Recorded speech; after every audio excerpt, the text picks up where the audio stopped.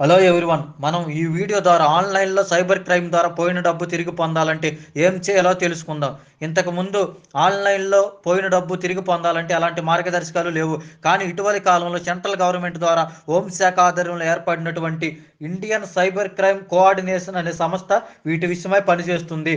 ఆన్లైన్లో మన డబ్బు పోయిందని తెలిసిన వెంటనే 1903 అనే హెల్ప్లైన్ నెంబర్కి ఫోన్ చేసి మన బ్యాంకు ఖాతాను స్తంభింపజేసినట్లుగా వారు అనుగ్రహింపజేసినటువంటి నెంబర్ని మనం మన బ్యాంకు వద్దకు తీసుకెళ్లి బ్యాంకు అధికారులకు తెలియజేసినట్లయితే వారు మన బ్యాంకు అకౌంట్ను స్తంభింపజేయడం జరుగుతుంది. అప్పుడు మన బ్యాంకు అకౌంట్ నుంచి ఏ అకౌంట్కి అయితే సైబర్ క్రైమ్ ద్వారా డబ్బు జమ అయినవో ఆ అకౌంట్ని వారు నిలిపివేయటం జరుగుతుంది. ఇలా హెల్ప్ లైన్ నెంబర్కి ఫోన్ చేసి బ్యాంకు అకౌంట్ను స్తంభింపజేసిన తరువాత cybercrime.gov.in లో ఫిర్యాదు చేయాలి. వీటి విషయమై citizen financial cyber fraud reporting and management system పనిచేస్తుంది.